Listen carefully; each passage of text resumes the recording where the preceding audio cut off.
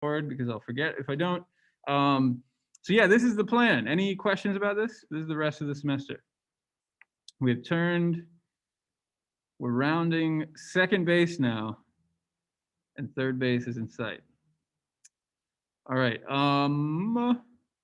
If there are Professor, can you remind us the title of the book you're talking about? the book, okay. It is called The Spirit Catches You and You Fall Down. It's right here. Let me see. Get the cursor tool so that I can highlight it. It's by Anne Fadiman. You can probably find a used copy for cheap on the internet. You guys ever buy used books? Because it's a very famous book. It's a very long book. It's like 300 pages. So we won't read every page. We'll read probably 2/3 of it, but we will read a good chunk of it. I encourage you to buy it. Anne Fadiman, Spirit Catches You and You Fall Down. Other questions? Again, we'll go over the exam at the end of class. We finish at 2:50. So let's stop at 2:30, and then we can switch over to talk about the exam. Actually, the Buddhism stuff today is relatively short, so it'll time out pretty well, I think. All right, let's talk about Buddhism. We just finished with the caste system and India and Hinduism and all that sort of stuff. Now we're starting something new. This is actually what I know the most about. So, you know, I can only really teach you what I know. Obviously, I do reach in different directions to different religions, but what I know the best is Buddhism. And so I'm excited to teach you about Buddhism. I even teach an entire course on Buddhism every spring. Has anybody ever been here? The Temple of Enlightenment? This is the Buddhist temple. It's on 231st Street. Is that far away? What street is the train station at? Yeah. Our stop is 242nd, right? This is 10 blocks. You can walk that easy. You kind of have to look for it. It's a little bit tucked away, but it's there. And as you can tell from the architecture, this is actually quite an old building. It's from like the late 70s, maybe even earlier than that. It's from the 70s, I think. As you can see at the top, we have these characters, Da Dre Si, right? So this is the Temple of Enlightenment. So with all of this in mind, oh, Kevin's seen it before. Okay, yeah, there you go. Yeah, it's a pandemic now, so if it were normal times, we could go on a field trip there. Because of the pandemic, we cannot go on a field trip there. But as you can see from these characters, it's sort of initially in the Chinese tradition, but then the monks who are there now are actually from Sri Lanka, which we talked about last class, right? So Sri Lanka, south little island off of the south coast of India.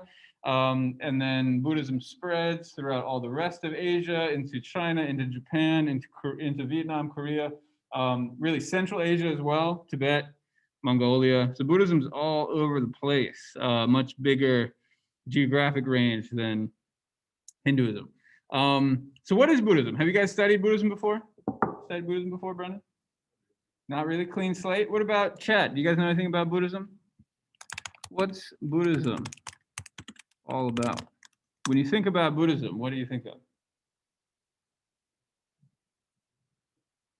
We're starting a new section, folks.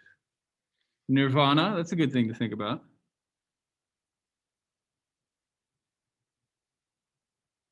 Stemmed from Hinduism. Yeah, so it actually logically follows a lot of the things we've covered so far.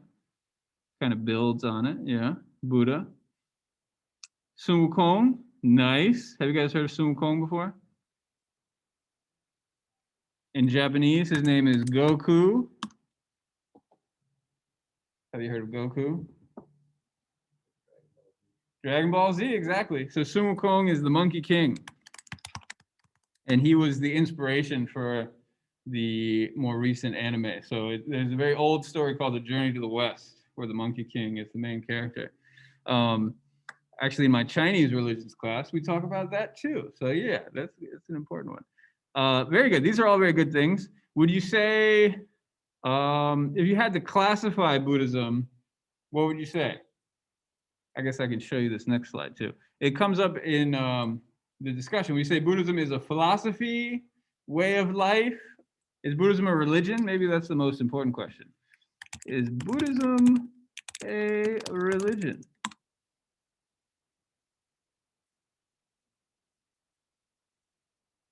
Yes, it is what Joseph says. Yes, sir. Okay.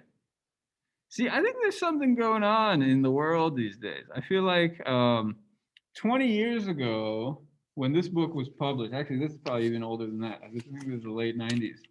25 years ago, let's say, Buddhism was not always thought of as a religion. But, now I'm teaching these Buddhism classes. I often ask this question when I start to teach it. And I realize most people do think of it as a religion, right? It's sort of a special one in a way, though. How is Buddhism different from other religions? Because obviously, in order to answer this question, you have to think, well, what is a religion, right? What makes a religion a religion? So how is Buddhism different when we think about definitions of religion? We actually have to shift it a little bit in order to include Buddhism.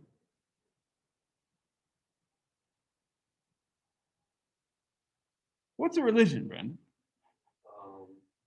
According to our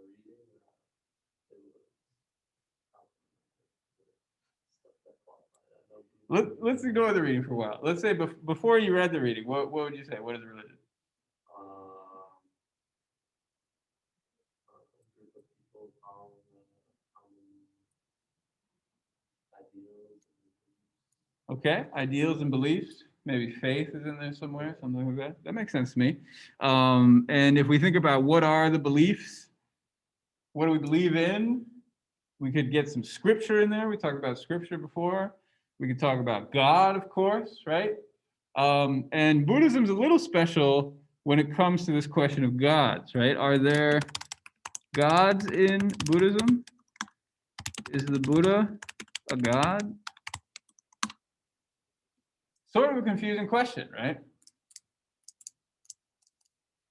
He actually represents this moment that we've talked about a bit before in terms of Christianity and in terms of the Ramayana, where gods and people are sort of coming together.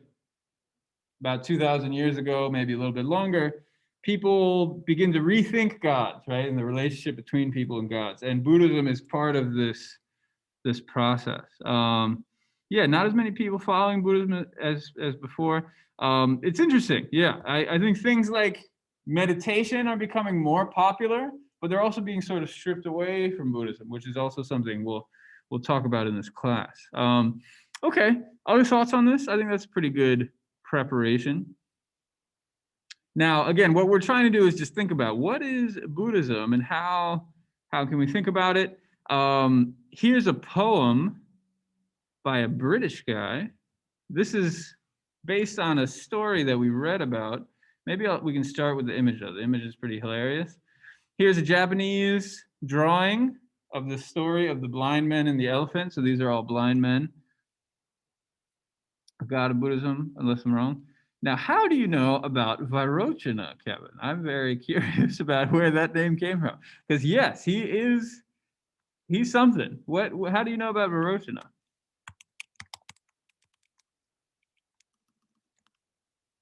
History class in high school. Okay. I might have to ask you more about that, but it's a little bit of a tangent at this point. Yeah, Vairochana, he's basically a special Buddha. Yeah, he is a Buddha, but he's also treated in kind of almost like a god. So we're going to answer this question. We want to set it up first a little bit. Okay, let's think about this. The blind man and the elephant. What's going on in this image? What do you see here?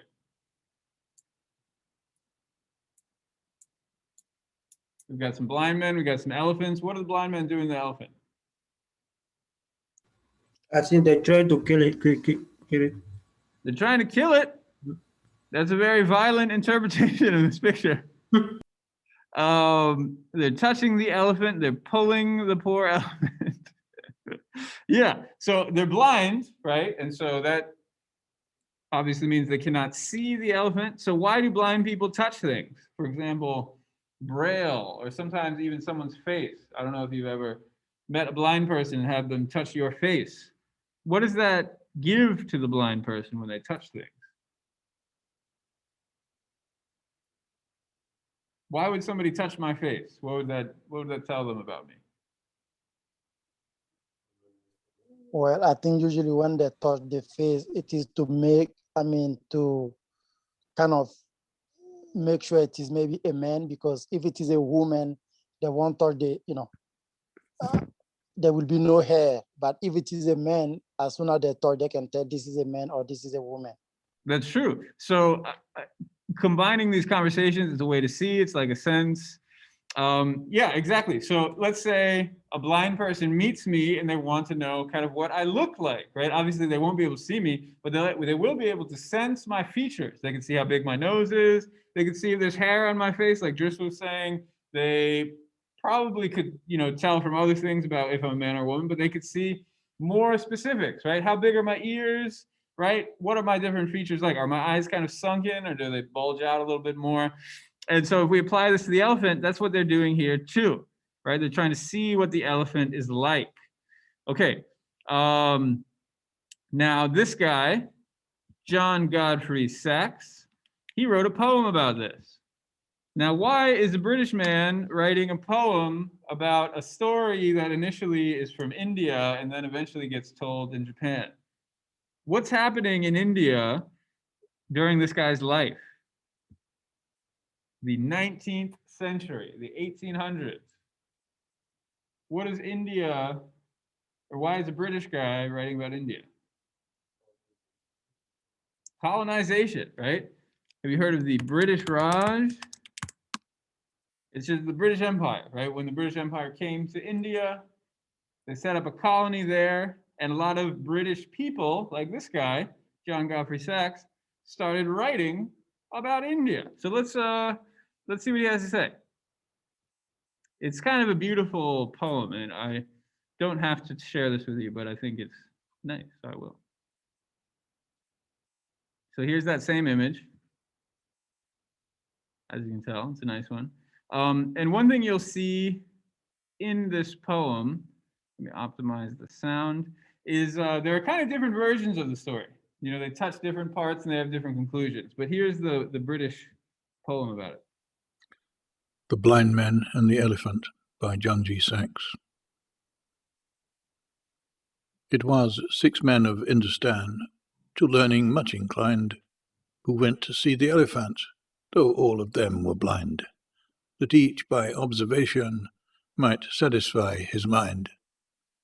The first approached the elephant, and happening to fall against his broad and sturdy side, at once began to bawl, "God bless me, but the elephant is very like a wall." The second, feeling of the tusk, cried, "Ho, what have we here? So very round and smooth and sharp, to me 'tis very clear, this wonder of an elephant is very like a spear." The third approached the animal, and happening to take the squirming trunk within his hands, thus boldly up he spake, "I see," quoth he, "the elephant is very like a snake." The fourth reached out his eager hand, and felt about the knee. "What most this wondrous beast is like is very plain," quoth he, "'tis clear enough, the elephant is very like a tree." The fifth, who chanced to touch the ear, said, "E'en the blindest man can tell what this resembles most. Deny the fact who can? This marvel of an elephant is very like a fan." The sixth no sooner had begun about the beast to grope, than seizing on the swinging tail that fell within his scope, "I see," quoth he, "the elephant is very like a rope." And so these men of Hindustan disputed loud and long, each in his own opinion, exceeding stiff and strong, though each was partly in the right, and all were in the wrong. Okay.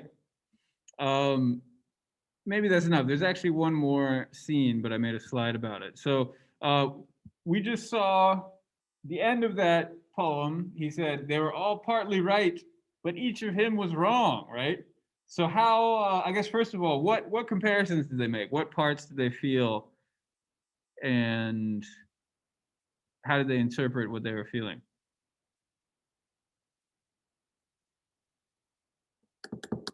Obviously, it's hard to remember all of them, but give me some examples. What did we just learn?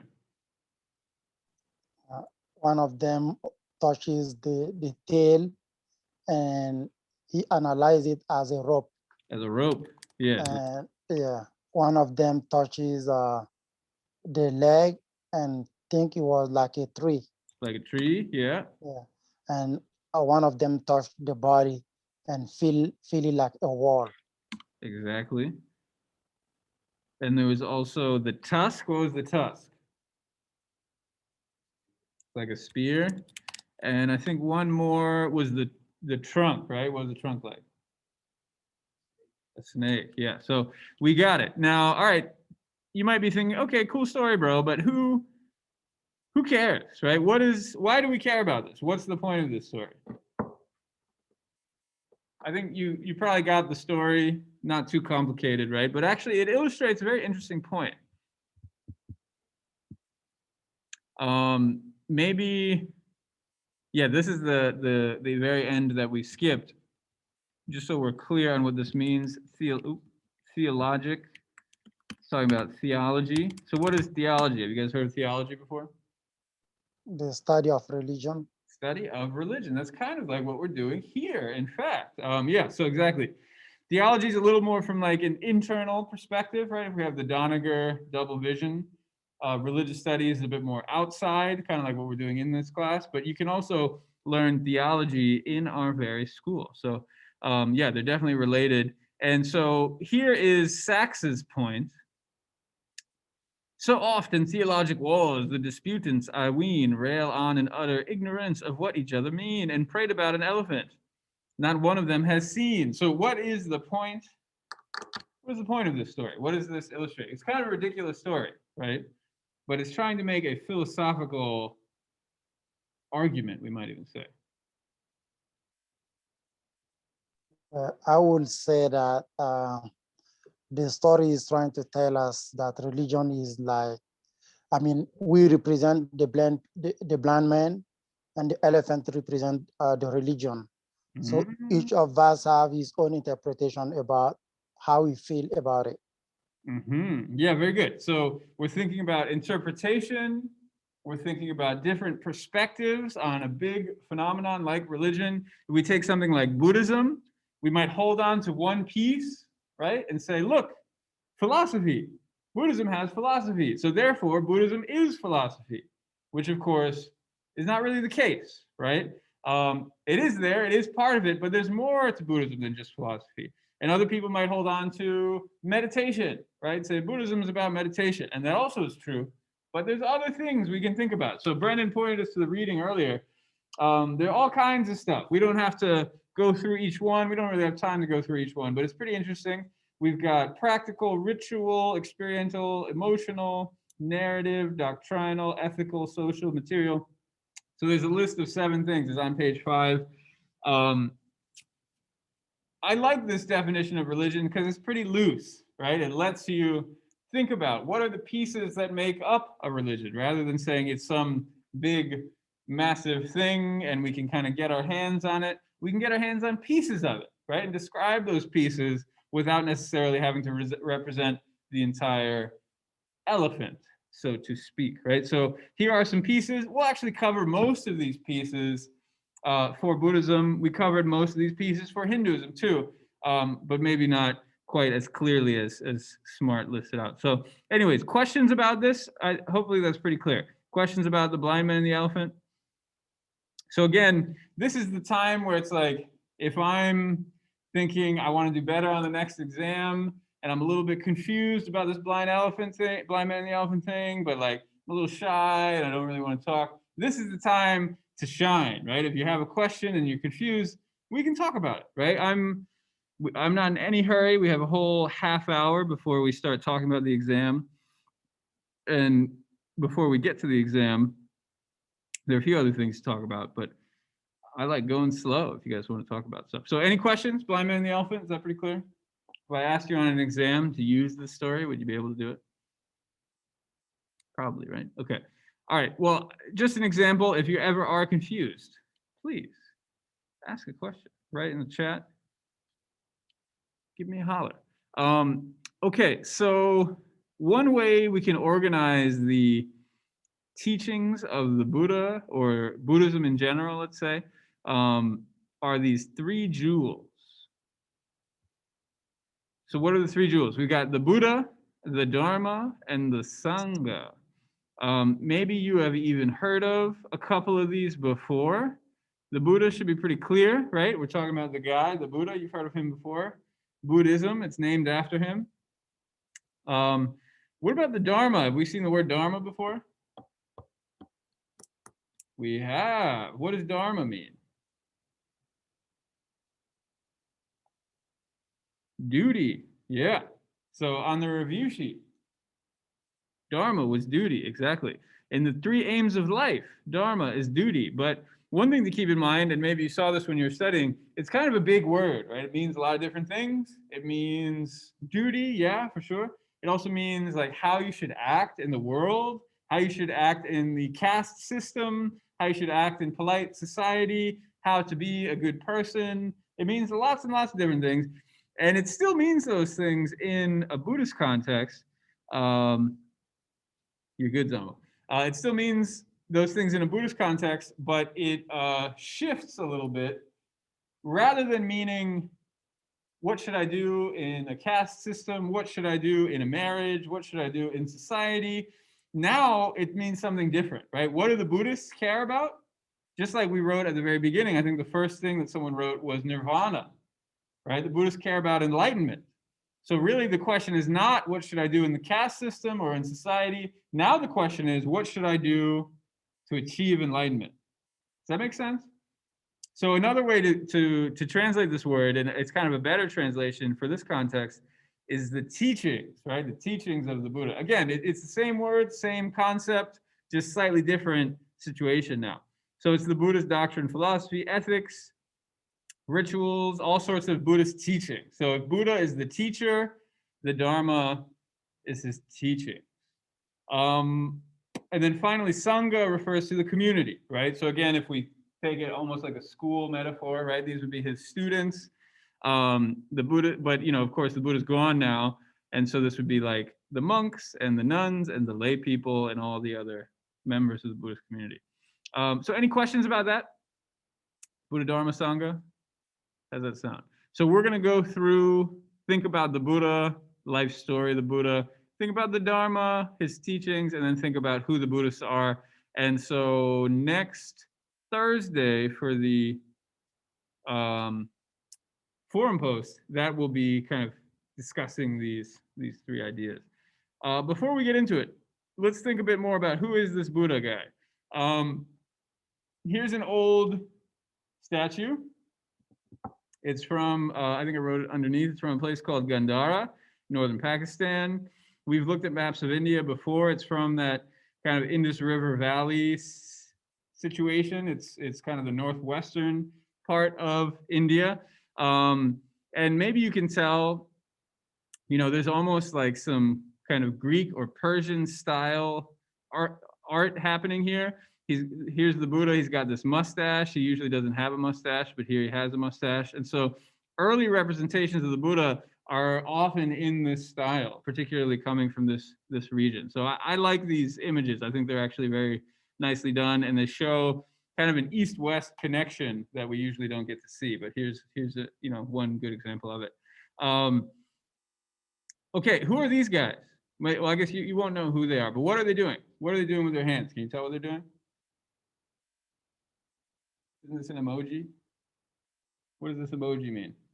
I think they're venerating Buddha. Did you say venerating? I think yours said venerating. So they're venerating the Buddha. They're praying to the Buddha. Maybe we could say they're showing respect. They're sort of bowing down. Can you see from their posture, right? They're sort of bowing forward. Maybe not total bow, but a little bit of a bow. If you look at sort of who is high and who is low, we've talked about in caste system, right? The highest part is the better part. It's the more pure part. Here, The Buddha is a little bit higher than they are. He's sitting on the throne. They're sort of bowing down a little bit lower to him. So yeah, a few things are happening here, but I think we pretty much figured this out. What if I told you, well, I guess maybe before I tell you this, why do you think they're praying to him? Why do people pray to the Buddha? The Buddha's not a god, right? Why would somebody pray to the Buddha? To get some of his enlightenment. Yeah, so they're praying for something that he has that maybe people want. They want some of that enlightenment. Now, of course, the question becomes, what is enlightenment? And that's, of course, something we will talk about. Now, what if I told you the big reveal here is that these are gods? This is Indra and Brahma. And I think maybe Leo, somebody wrote this earlier on to say that Buddhism is actually related to Hinduism in the same way that the Christian God and the Muslim God and the Jewish God are all the same God, right? You guys are aware of this, right? Monotheistic religions, they basically all share the same single God. In the same way, the Buddhists and the Hindus share the same God. So don't be surprised if you read the life story of the Buddha and Indra and Brahma show up, because they do. They're sort of a part of the team. And in fact, as this image shows, they want something from the Buddha. And there's still these like really amazing, powerful gods that can make things and transform and do all this fantastical stuff.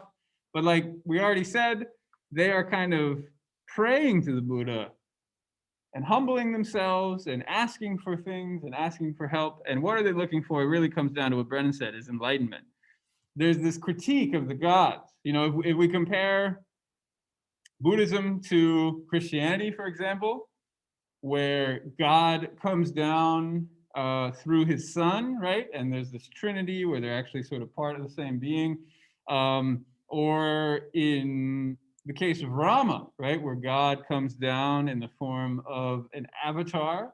Here we see something a little bit different, right? Rather than God becoming a man, here we see the man, or the Buddha, more to be more accurate, is above the gods, which is pretty radical when you think about it. And when British people first saw this, you know, during the British Empire, they got kind of excited about it. They're like, oh yeah, we're kind of above God too, right? We like this Buddha guy. What else did he teach? So a lot of the sort of things that I know and that I've learned and that I teach, the history of Buddhist studies really goes back to this moment with the British, you know, this colonial moment. And I think that's important to keep in mind, where, you know, these outsiders are speaking for Buddhist traditions. Okay, so that's just kind of an overview. And next, we will go into the life story of the Buddha. But any questions about all of this? How does this sound? And again, if you're interested in doing better on the next exam, now is the time to ask a question. Okay, I'll stop saying that. All right, so the life story of the Buddha. We could have read this very slowly. In fact, in the Buddhism class that I teach, I've done various versions of things, but we read a much like 100-page version of the life story of the Buddha. There's a lot you can learn from it, a lot of interesting details in it. We will cover it this class, and probably not finish. We'll cover it the next class too. So a lot of details, a lot of things to talk about. This will be a very quick introductory version of the life story of the Buddha. There's a prophecy at his birth. I guess just so we're on the same page, what is a prophecy?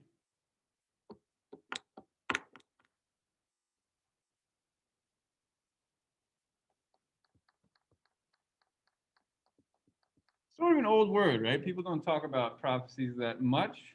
I'd say an old concept.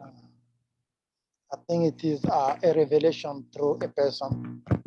A revelation through a person. Kevin says it's something that will happen. I like that. It's a prediction, right? It's a prediction of the future. And now we have things like economists predicting the future, but effectively they're just making prophecies, even though they have data and spreadsheets and stuff. They're probably about as accurate as a prophet would be from the old days. So yeah, there's a prophecy at the beginning of this story. And many good stories begin with a prophecy. They can be wrong. Yeah, that's right. And so in these stories, prophecies are often not wrong, right? They're often correct. Do you guys know any good stories that begin with a prophecy? A fairy tale or maybe a Greek story? Kevin, what story are you thinking of? A lot of prophecies in Greek stories. You got the oracles. Who remembers December 21, 2012, the end of the world? Yeah, wasn't that a movie, 2012 or something, where the end of the world happens or something like that? I'm not so familiar with it. Is it the Mayan calendar? Is that right? It supposedly ends in 2012, so people interpret that as being the end of the world. But clearly, it was 2020 that was the end of the world. Right? And so, actually, that's a great example. If somebody had made a prophecy about the end of the world coming in 2020, I would be pretty interested in what that person has to say, right? Because 2020 was this crazy year. It feels like something ended that year. In the life story of the Buddha, the prophecy apparently in the Gregorian calendar. I forgot. Okay, interesting. Clearly, yeah, prophecies they're sort of cool. People are into prophecies. Nostradamus, right? Isn't he a famous prophet? He made predictions about the future. Oedipus Rex has a prophecy in it. Have you guys heard of Oedipus Rex before? It's a very famous Greek tragedy. Y2K. But we should be clear, a prophecy usually has a prophet, right? So, or an oracle, somebody who makes a prediction. In the case of the life story of the Buddha, kind of a wise person makes this prediction.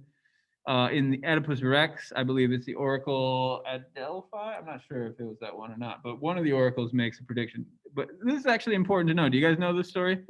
Oedipus Rex? The concept of an Oedipal complex, which is Freud, comes from this story. The messed up dude. Yeah. Do you know what the prophecy is for that story? How does it play out?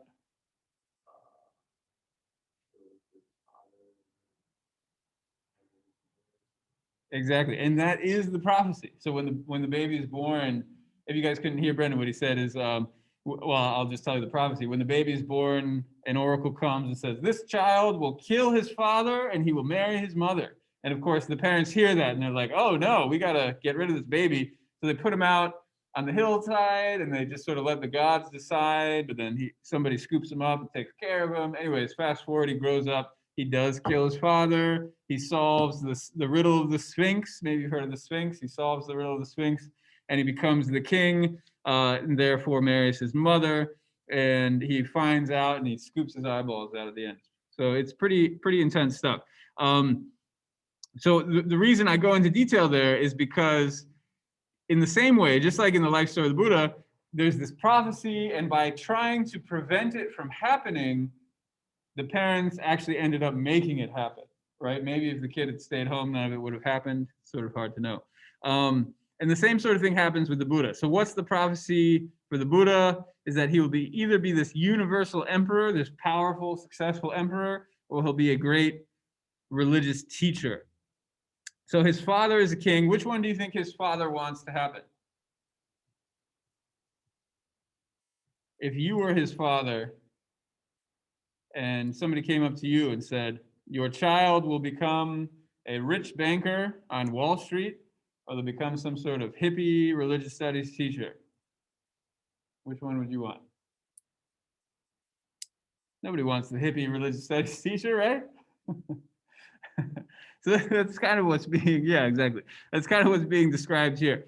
And the piece that I left out here is the prediction is if he ever leaves home, then he will become the religious teacher. But if he stays at home and is kind of sheltered from the problems of the world, if he's happy and he just kind of stays in place, then he will become this great emperor. So that sets us up for the story. Wall Street bets, guys. I don't think it's worth it anymore. It's too risky. Yeah, I don't know if I can handle it either. Too many stonks. And so anyways, this is what the king does. He tries to shelter his son. make him very comfortable, give him nice food, make sure he doesn't get sick or have any problems, lets him hang out with his friends. It's almost like a quarantine bubble, like the NBA bubble or something, but obviously bigger and even more fun than that, right? So he's staying at home, but then eventually the young Buddha or the Buddha to be starts asking some questions. Dog going to the moon. Yeah, exactly. He starts asking some questions, and so that is where this clip will begin.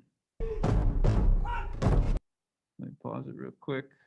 Yeah, I'll pause the record. Do we need to do a Google search? All right, so this is from a movie called Little Buddha from 1993. So there's a little bit of a brown face going on. I don't know if you noticed that, kind of bad accent acting. The whole movie is not about, or I should say not the whole movie is about the life story of the Buddha, but parts of it are. Who's this guy?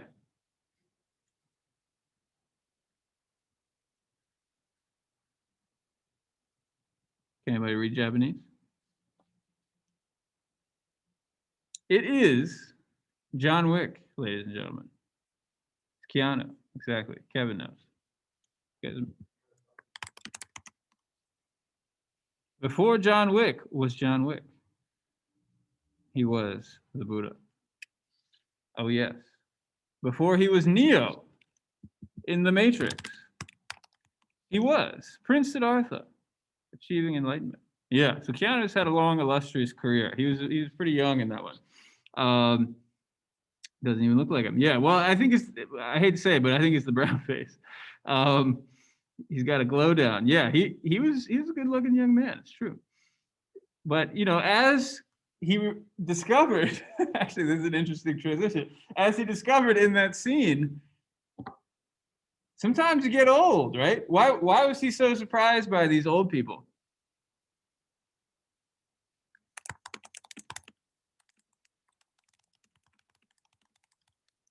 Why was he so surprised?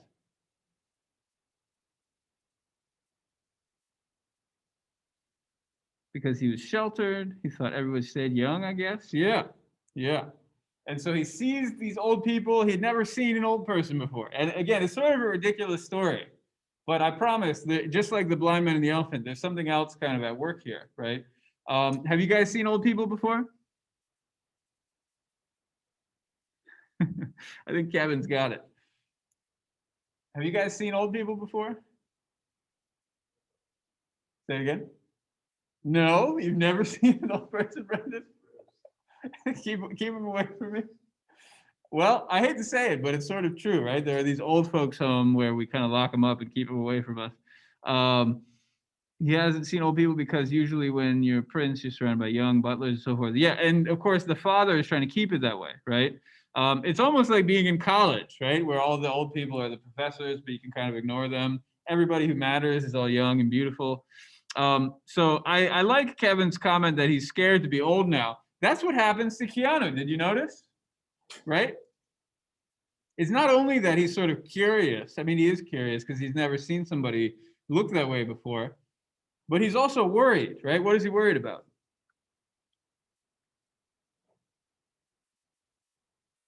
What is he worried about?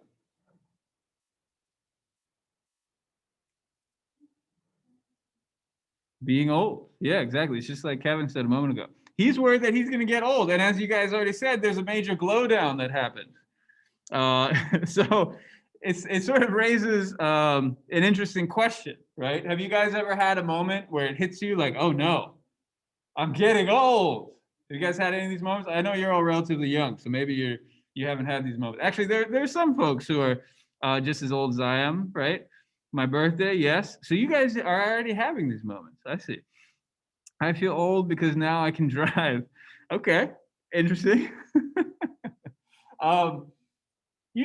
For young people, part of hitting puberty, right? You're growing hair in places there wasn't hair before, right? Sort of a sign of maturity. For me, like maybe my hair is starting to get gray, or I'm getting injured, my knees are hurting, my ankles are hurting, my back hurts, right?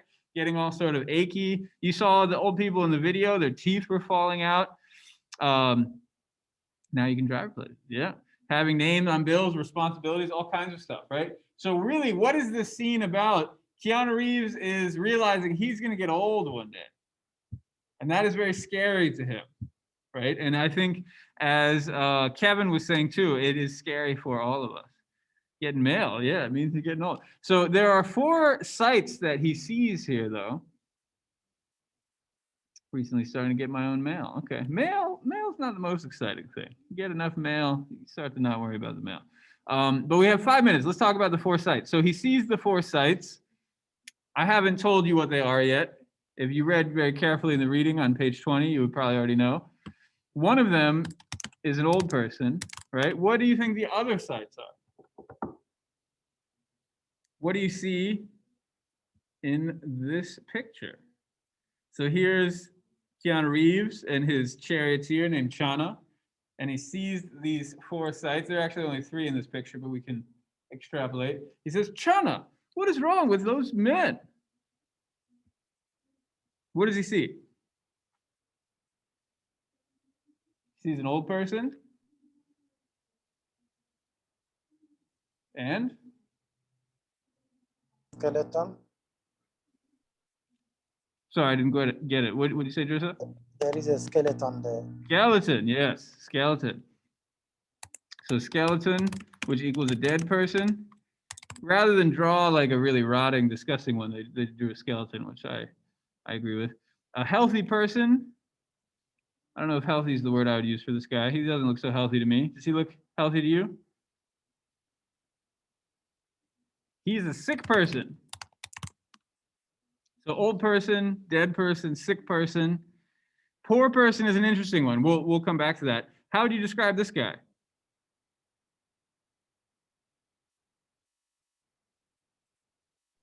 Looking young and very healthy. Did you say meditating? I said, oh yeah, Is that what you said? yeah. Yeah. Yes, yes. So we could say meditating person. Maybe a simple way to put it is we could call him a holy person or something like that. Okay, so obviously 3 of these are kind of more similar than the 4th one. We can hold off on the 4th one, but what do these 3 things have in common? Old age, sickness, and death. Are those related? What do those have to do with each other?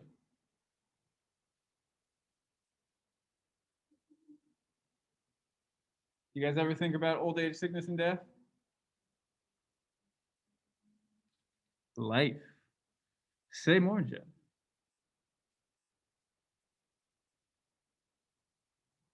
that what life's all about? Old age, sickness, and death? The way of life. They're all a part of life. Yeah, I definitely would agree with that. And so again, the life story of the Buddha, it's a little bit ridiculous, right? How could a prince really be sheltered from old people? Of course he's seen old people before. But if you think about these things together, right? Do we talk about death very much?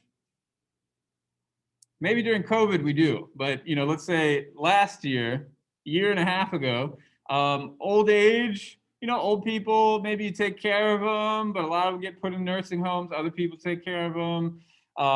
Sickness, if you're a little bit sick, maybe you stay at home, you get really sick, you go to the hospital. And death, very few people die outside of the hospital anymore, like outside of accidents and that sort of thing. Most people, maybe I would say a majority of people die in a special place, right? In a hospital or something like that.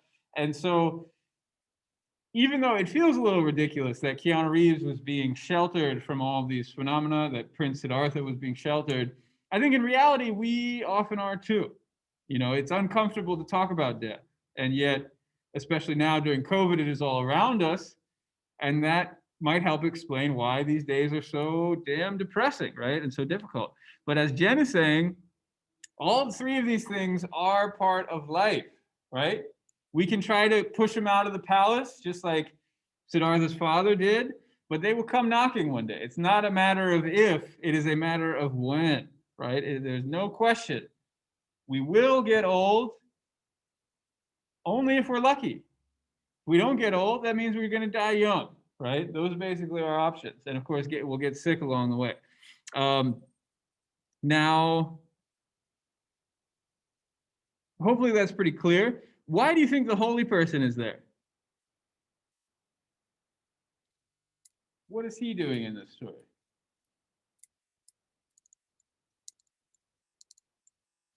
Keanu just had this realization, oh my God, I'm going to get old one day. I'm going to get sick and I'm even going to die. I'm freaking out, man. I'm freaking out. Have you guys ever had this moment before where you think about death and you're disturbed by it? Keanu Reeves is having this moment right now. But then he sees this guy, this holy person, who, as we can see, is right next to this dead body and looks pretty chill, right? He looks calm. He looks relaxed. And what does Siddhartha think? What does Keanu Reeves think in that moment?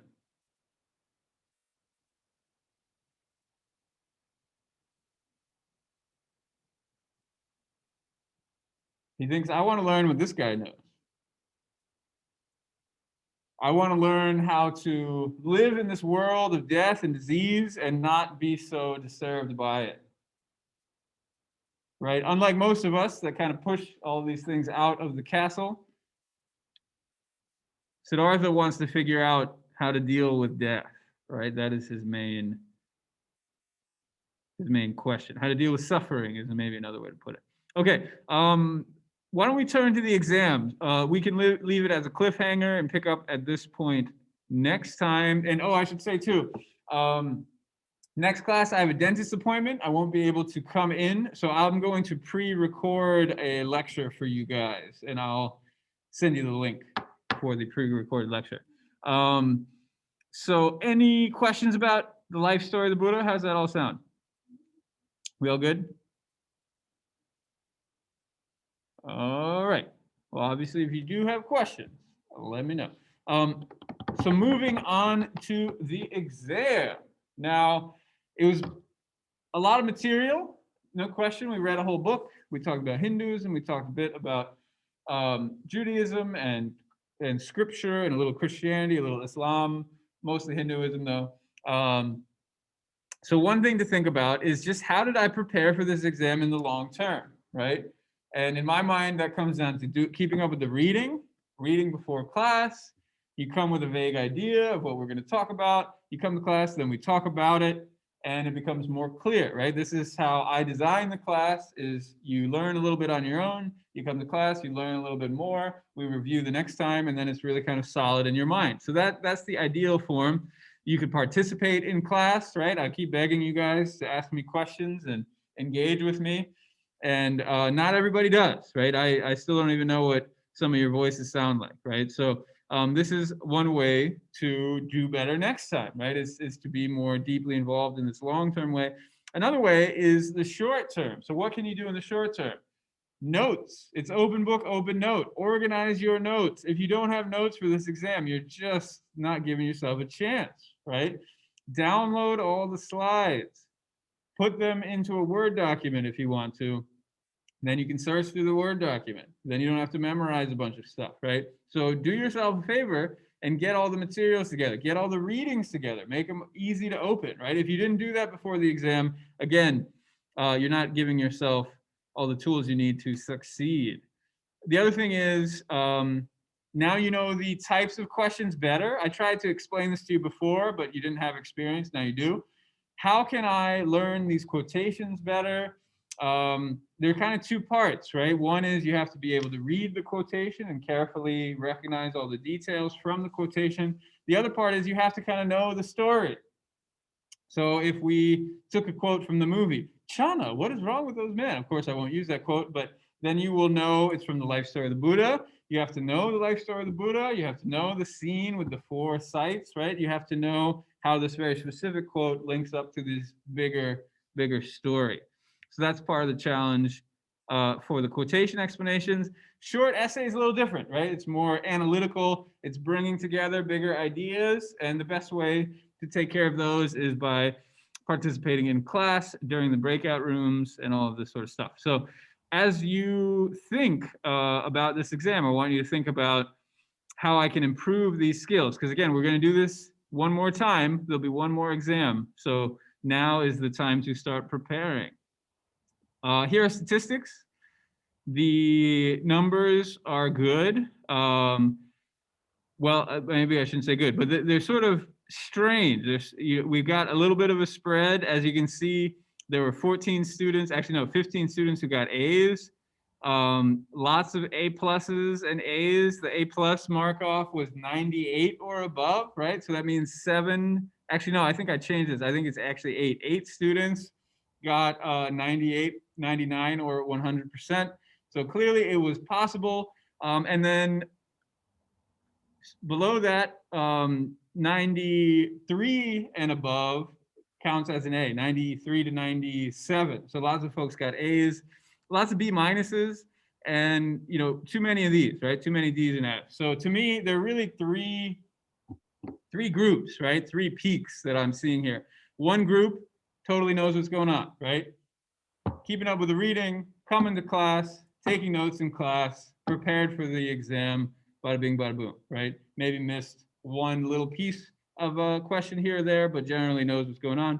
This group probably was less prepared, maybe didn't do the reading, but it probably has exam taking skills, right? And we're able to kind of look stuff up on the fly and use the notes that I gave you, and we're able to do pretty well, but maybe not quite as well as this group. And then this group is just totally lost, right? And for whatever reason, didn't really know very basic things about what we're doing in class. And this is the group that I'm happy to meet with and talk about studying strategies, but it is time to come to Jesus, as they say, and sort of turn things around, right? Because if you keep this same pace, then you will fail the class, and that will make all of us sad. So again, if we just look at this graph, the exam was too easy, right?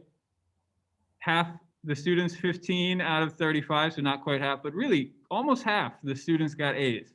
So, as an exam designer, I will probably have to make the next exam harder, right? I can't be having half the class get A's. That's way too easy. That being said, if you look at the average, right, the mean is 85, the median is 87. It's balanced because a lot of folks were way down here. So what I would like to see is more folks in the middle, right? Slightly harder exam that everybody is able to approach. So those are the statistics. Any questions about that? Is that pretty clear? So that's general range, right? Again, I see sort of 3 different groups, and I think one reason that we get these groups is because it was an online exam, which makes things a little bit off, right? Some people are more prepared than others in the short term, some more prepared in the long term. What am I looking at? I want this one. So let me pull this up and we can go through specific questions. 1 second. And so I'm just going to go over these. And if you have specific questions that you want to ask me, we can set up an appointment. If you want to talk about study habits and like how you can do better on the next one, set up an appointment. I cannot meet Thursday because, like I said, I'm out for an appointment. But next week, I could meet next week. All right. So the perfect man takes a false step. Almost everybody knew this is from the Ramayana. Perfect man threw some people off. I was surprised, actually, because, we've talked about Rama as the perfect man. The Ramayana has Rama's name in it. He is the clear main character of the book, and he is the most perfect man in the book. So when people are giving me like the Sanskrit word for perfect man, it immediately tells me that you just Googled Ramayana perfect man. And it also means, again, I asked you not to do that. That's the one thing I said, please don't Google things. So you're coming out and showing me you don't know anything about the book and you're a cheater, right? Which is not a great message to send your beloved professor, right? I hate seeing it. It makes me sad. Obviously, that is just flat out wrong here. Some of you looked up things on the internet that were right, and it was a little harder for me to tell. But yeah, I was unimpressed by all the internet answers. I understand that you're desperate because you weren't prepared and didn't know that Rama is the main character of the Ramayana. But at the same time, you do what you got to do. Now, this idea of the moral slip, a little bit harder. We talk a lot about this in class. So really, this was a softball question. I wanted to give you an easy one. Out the box, he shot volley in the back, right? So A lot of people got that.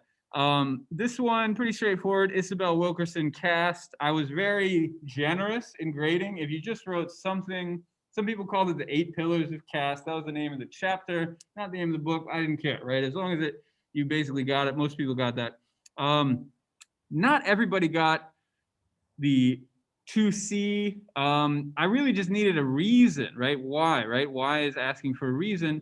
And some people just said, you can act your way out of class, but you can't act your way out of cast, which of course is not answering the question. It's just restating the question. You had to tell me something about you're born into caste, and class is more about economics, and you can work up and down in class, but you can't with caste, right? Something like that. If you brought up a pillar of caste, like heritability, even better, but you didn't even have to do that to get full points.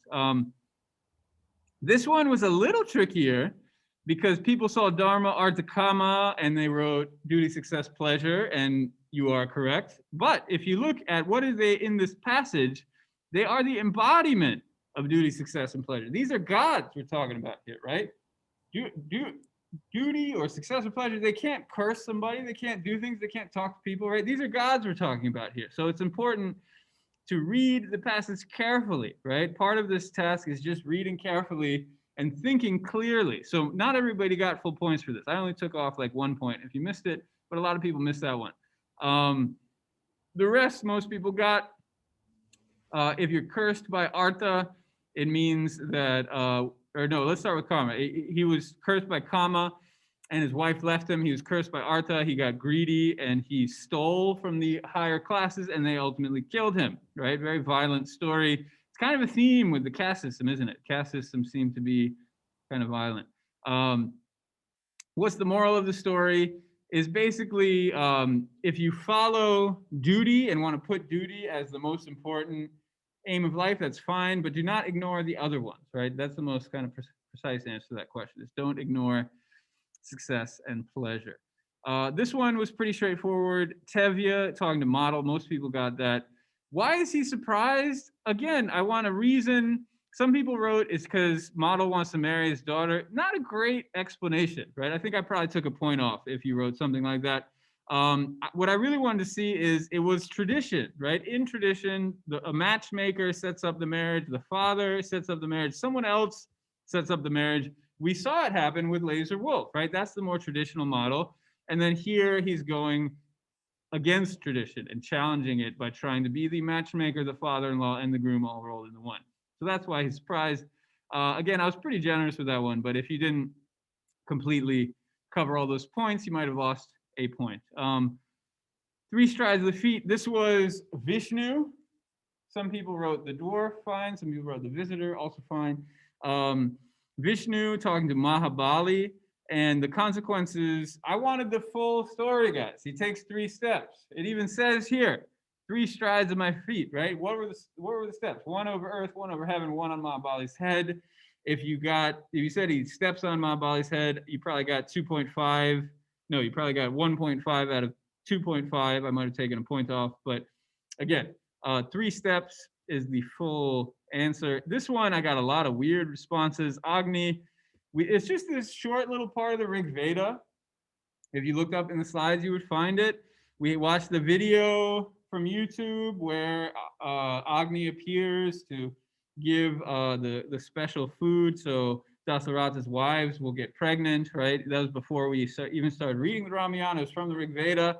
Who is Agni? He's the fire god. This one, people wrote all sorts of weird stuff, mostly from the internet, about 7 tongues and rams and garlands and stuff. It's like, why? Why, people? Why? Why must you consult the internet on every goddamn question? And so the most simple answer is the fire sacrifice. You put things in the fire, it burns, and it goes up to the gods. We saw it in a video. We talked about it in class. This is how the sacrifice works. Perfect one. This is talking to Surpanaka. Some people wrote Kamavali, also fine. How does this conversation end? A little ambiguous. You could have, found a few different points. If you wrote anything about Rama rejecting Surpanaka, that's the main thing, right? Is we have Rama attracted to her, but he eventually rejects her. Some people wrote Lakshmana mutilated her. That's also fine. Some people wrote Surpanaka tries to capture or harm Sita. That's also fine. but Rama rejecting Surpanaka. That's how that conversation ends. Here, Vali talking to Rama. Some people wrote Lakshmana. That's also the case, talking to both of them. What caused him to say this, right? And this, again, it's looking for why, right? Why is Vali sitting there with an arrow coming out of his chest saying, thank you, Lord Rama, for granting upon me this blessing, right?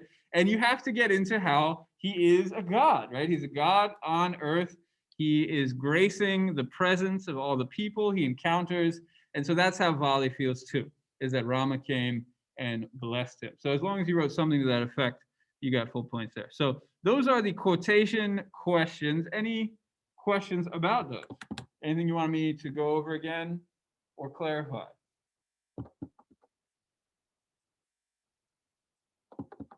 Okay, again, if you want to discuss stuff, send me an email. I'm happy to talk. All right, so the last two questions, right? So please only write 2 short essays in total. Most of you were able to read that direction, but some of you did not and actually wrote 3. But if you had time to do it, more power to you. 2 short essays in total. Next time it'll only be 2. Again, question 9 and 10, right? Only 2. How does Doniger's technique of double vision allow us to both understand and critique the caste system in the United States? So double vision, this was actually sort of a very open-ended question, sort of a challenging question, but most of you are actually able to do a pretty good job with it. Doniger, of course, is insider versus outsider view, right? And so we could try to apply that to the caste system.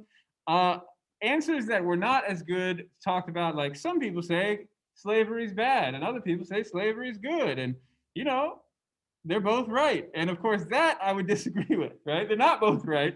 Slavery is bad, right? So those were not the best answers. The best answer said something to the effect of like, it's important to understand the workings of the caste system in the United States, because then we can better dismantle it, right? We can better take it apart because we can see where it comes from, how it's supported through scripture, how it's supported through these different statues, how it's supported through different stories and ways people think about American history, through Jim Crow laws, through things like purity and pollution, the pillars of caste, right? Anything from Wilkerson or from the podcast, as long as you're able to tie that in, you got full points.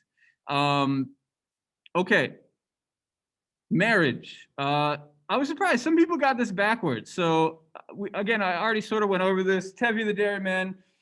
Initially, it's about a woman marrying an old butcher because he'll take care of her and because her daddy told her to. That's all about duty, right? She doesn't want to marry him. She doesn't even know him.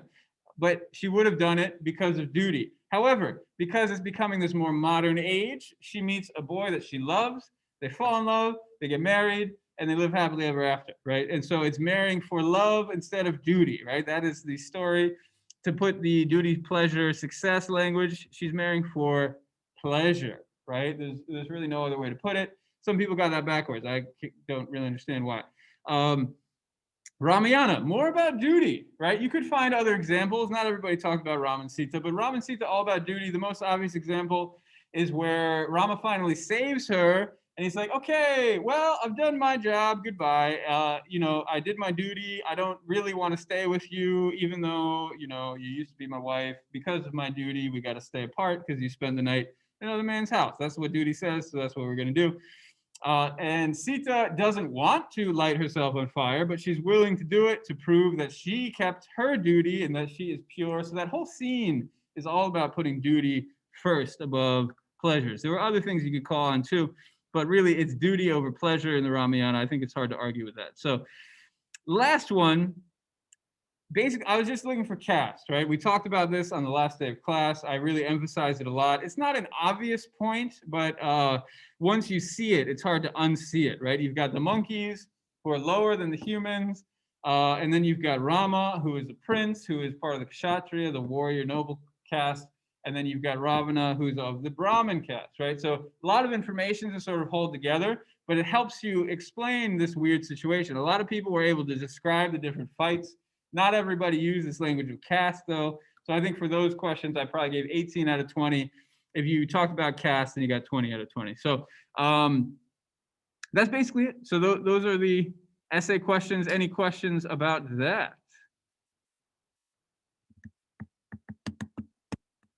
Okay, so if there are no other questions, we can call it a day. Again, if you want to go over any of this, go over study habits, ask about how to do better on the next exam, now is the time, right? It's only 4 weeks from now. It'll be almost identical to this format, so it's time to, get back on the horse and do better next time, because it's not too late at this point. Okay,